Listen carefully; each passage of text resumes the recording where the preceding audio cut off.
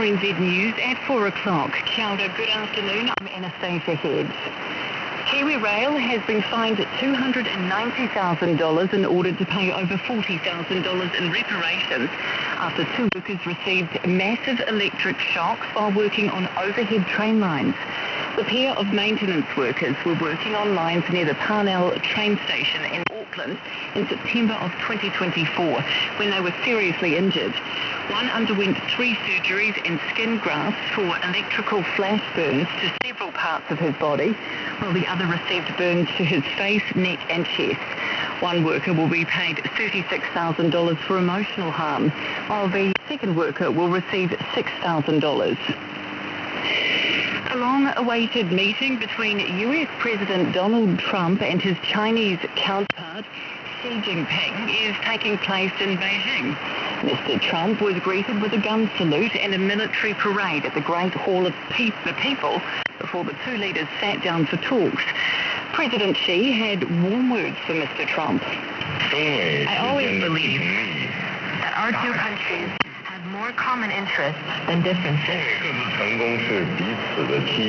Success in one is an opportunity for the other. And a stable bilateral relationship is good for the world. He was described by his associates as someone who could become volatile. Apologies for that audio. President Xi says China and the US both stand to gain from cooperation and move from confrontation. The two leaders are expected to discuss trade, competition over technology, Taiwan and America's war against Iran. The Energy Minister says record low gas reserves show why the government is taking action on energy security. Official annual figures show that as of January the 1st, natural gas reserves were down 23% from last year. They are now at their lowest level since records began 20 years ago. Simeon Brown says falling gas supply is a real problem for households and businesses.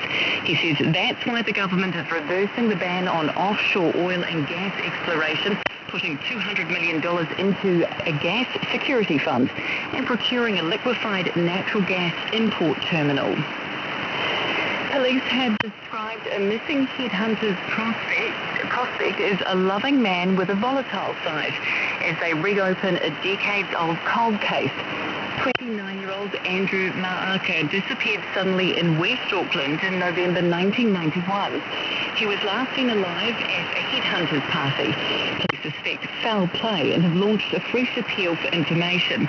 Speaking from the gang pad where he was last seen, Detective Inspector Callum McNeil gave reporters an insight into who Mr. Ma'aka was. He was described by his associates as someone who could become volatile and confrontational, and that may have been the downfall for him in this environment, this gang environment. Callum McNeil says someone will know what happened to Andrew Ma'aka. Labor is supportive of a government plan to scale up paediatric palliative care. The government will spend $15.5 million over 4 years to set up a nationwide paediatric palliative care service as part of this year's budget. Currently, Health New Zealand only funds one specialist physician at Starship Hospital. Senior Labor MP Karen McAnulty says it's a sensible move. Oh, great. Good on them. Yeah, I mean, it's going to help the kids, so we're not going to play politics with that.